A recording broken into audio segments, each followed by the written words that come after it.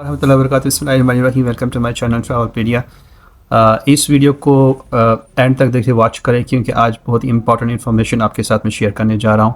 अगर आप स्पेन में रहते हैं और आप अपनी फैमिली को यहाँ पे इनवाइट करना चाहते हैं, बुलाना चाहते हैं स्पेन के अंदर, तो अगर आप इनवाइट करना चाहते हैं और लीगली आप यहाँ पे उनको बुलाना चाहते हैं, बच्चे हैं, चिल्ड्रन हैं, या आप के पेरेंट्स हैं, वो उनको आप इनवाइट करना चाहते हैं, अगर आपके पास स्पेन का लीगल स्टेटस है, आपकी रेजिडेंसी है स्पेन की, तो आप एलिजिबल है कि आप अपने डिपेंडेंट्स को, अपने पेरेंट्स को या चिल्ड्रन या स्पाउस को स्पेन बुला सकते हैं।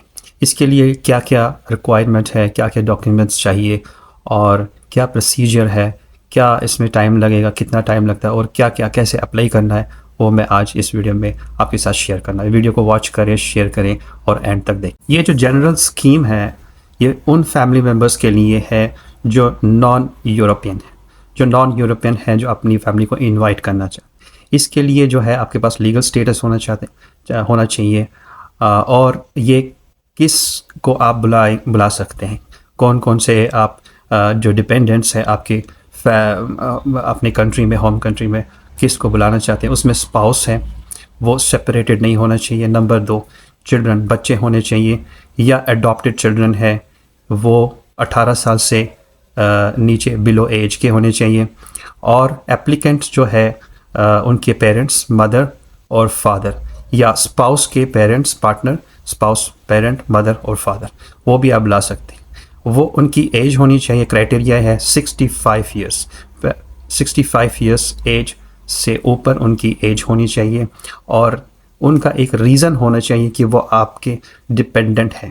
फॉर एग्ज़ाम्पल, रीज़न क्या है कि आप उनको वहाँ पे कोई केयर टेकर नहीं है, वहाँ पे उनकी कोई फाइनेंशियल स्टेटस उतना ठीक नहीं है, तो वो आप उनको टेक केयर करना चाहते हैं, तो इसलिए आप उनको बुलाएंगे। ठीक है, तो ये आप पेरेंट्स को आप उस कैटेगरी में आप इनको इनवाइट कर सकते हैं। इसके लिए रिक्वायरमेंट क्या है, कौन कौन से डॉक्यूमेंट्स आपको इसके साथ सबमिट करना पड़ेगा। एक तो है नेशनल वीज़ा एप्लीकेशन फॉर्म। ये national visa application form ministry of external affairs ministry Spain की वेबसाइट पे भी आपको मिल सकता है। अगर आपको इस फॉर्म का PDF चाहिए, तो मुझे ये व्हाट्सएप पे आप मुझे मैसेज कर सकते हैं। मैं आपको ये फॉर्म आपको सेंड कर सकता हूँ आपके व्हाट्सएप पे। और दूसरी बात है, फ़ोटोग्राफ चाहिए। ठीक है, ये फ़ोटोग्राफ आप इसके साथ सबमिट करना है। और दूसरा है वैलिड अनएक्सपायर्ड पासपोर्ट आपका जो है वो एक्सपायर्ड नहीं होना चाहिए। और आपके फैमिली इनिशियल्स जो है, रियूनिफिकेशन परमिट जो इशू करता है एक्सटर्नल मिनिस्ट्री ऑफ स्पेन, ये एक डॉक्यूमेंट है। अगर आप इस डॉक्यूमेंट को भी आप PDF में चाहिए तो मैं आपको ये भेज सकता हूँ।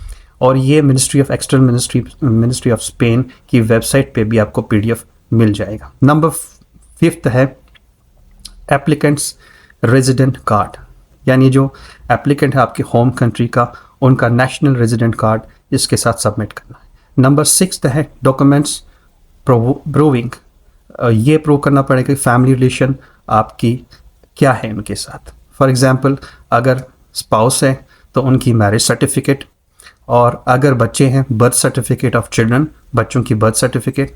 अगर पेरेंट्स हैं, उनकी बर्थ सर्टिफिकेट, उनमें मेंशन होना चाहिए आपका रिलेशन उनके साथ, और उनकी एज उसमें मेंशन होनी चाहिए बर्थ सर्टिफिकेट।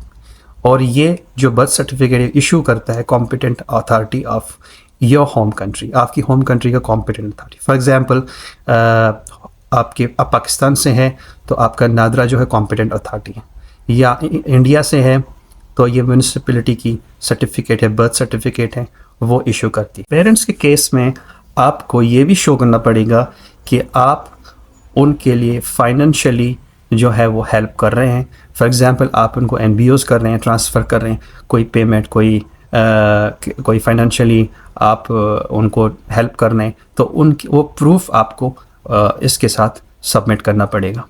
और सबसे बड़ी बात यह है कि पेरेंट्स के, आपकी होम कंट्री में जो प्रॉपर्टीज़ हैं अपने पेरेंट्स की, या कोई भी एसेट्स है, उनके जो डॉक्यूमेंट्स हैं वो भी इसके साथ सबमिट करने पड़े। ये सारे जो प्रूफ हैं आपको ये लीगलाइज करना पड़ेगा। अपोस्टल करना पड़ेगा आपकी होम कंट्री से, मिनिस्ट्री ऑफ फॉरेन अफेयर्स से। तो ये सारे सर्टिफिकेट्स, आपके जो सारे बर्थ सर्टिफिकेट हैं या आपके पेरेंट्स के जितने भी डॉक्यूमेंट्स हैं, ये स्पेनिश में भी ट्रांसलेट होना चाहिए। नंबर 7 है PCR, पुलिस क्लियरेंस सर्टिफिकेट। अपना क्रिमिनल रिकॉर्ड जो है आपका, अगर आप 5 साल से उस कंट्री में रहते हैं जहाँ पे आप रहते हैं, होम कंट्री, जो एप्लीकेंट है उसका क्रिमिनल रिकॉर्ड आपको सबमिट करना पड़ेगा। ये भी अपोस्टल करना पड़ेगा ministry of external ministry home affairs से। और नंबर 8 है मेडिकल सर्टिफिकेट। मेडिकल सर्टिफिकेट इस वजह से मांगी जाती है ताकि कोई भी ऐसा ये मेडिकल सर्टिफिकेट इसलिए इम्पॉर्टेंट है ताकि कोई ऐसी सीरियस इलनेस ना हो जो पब्लिक हेल्थ के लिए यहाँ पे कोई मसला हो। तो ये बहुत ही इंपॉर्टेंट डॉक्यूमेंट है। और उसके बाद है proof of representative. Proof of representative ये है कि अगर आप रिप्रेजेंटेटिव ये है कि फॉर एग्जांपल आप माइनर के लिए अप्लाई कर रहे हैं, आपके बच्चों के लिए अप्लाई करें जो 18 साल से नीचे हैं, तो वो आप पावर ऑफ अटॉर्नी जो है वो आप उनको इशू कर सकते हैं। वो लीगलाइज पेपर होता है, वो ओरिजिनल आपको वहाँ पे शो करना पड़ेगा एप्लीकेशन के साथ। वो ये सारे डॉक्यूमेंट्स जो है वो लीगलाइज्ड होना चाहिए। लीगलाइज मतलब कि ये foreign ministry, ministry of home affairs जो आपकी कंट्री है वहाँ से ये लीगलाइज्ड होना चाहिए, अपोस्टल होना चाहिए। तो ये सारे डॉक्यूमेंट्स जो है 9 डॉक्यूमेंट्स जो है वो आपको इसके साथ अटैच करने पड़ेंगे फैमिली रियूनिफिकेशन के लिए। तो ये सारे डॉक्यूमेंट्स जो आपको सबमिट करने पड़ेंगे आपके नियरेस्ट जो होम कंट्री में आपका जो है कॉन्सुलर ऑफिस जो है स्पेन का, वहाँ पे आपको ये अप्लाई करना पड़ेगा। इसका फ़ीस जो है वो 80 यूरो है, 80 यूरो प्लस माइनस। वो आप अपने काउंसलर से बात कर सकते हैं कि इसका फ़ीस वगैरह वहाँ पे आप कंसल्ट कर सकते हैं। और उसके बाद है एप्लीकेशन पीरियड जो है विद इन 2 मंथ्स, 2 मंथ पहले आपको ये सारे डॉक्यूमेंट्स सबमिट करने पड़ेंगे। उसके बाद है एप्लीकेशन सेंटर जो है वो आपको मिसिंग डॉक्यूमेंट्स की इंफॉर्मेशन बता सकता है, आपको इन्फॉर्म करेंगे को अगर कोई डॉक्यूमेंट्स जो है वो मिसिंग है वो आप उनको प्रोड्यूस कर सकते हैं टाइम पे।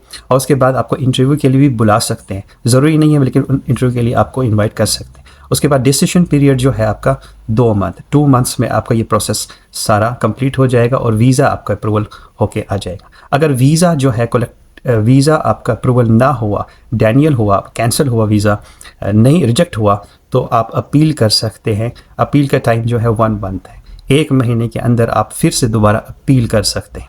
इसकी वैलिडिटी जो वीज़ा है वो 90 डेज़ है, 90 दिन, 3 मंथ्स का वीज़ा वैलिडिटी है। और आपको 1 मंथ में आपको टाइम दिया जाएगा ग्रेस पीरियड कि आप अपनी जो डिपेंडेंट्स जो भी आप इनवाइट करेंगे उनका रेजिडेंसी परमिट आप अप्लाई करेंगे स्पेन में। स्पेन की ministry of external ministry of affairs जो है वो आपको ये इशू करेंगे, या पुलिस स्टेशन में, नियरेस्ट पुलिस स्टेशन जो आपके प्रोविंस में जहाँ पे आप अप्लाई कर रहे हैं वहाँ पे ये सारी डॉक्यूमेंट्स जो है अपने डिपेंडेंट्स जब यहाँ पे आएंगे, एंटर होंगे स्पेन में, तब ये आप 1 महीने के अंदर अंदर आप उनकी रेजिडेंस परमिट के लिए अप्लाई करेंगे। तो होप ये सारी इन्फॉर्मेशन आपको मिल गई होगी। अगर कोई भी आपको जानकारी चाहिए तो आप मेरे व्हाट्सएप नंबर पे मुझे मैसेज कर सकते हैं। Thank you for watching Travelpedia. Like, share and subscribe.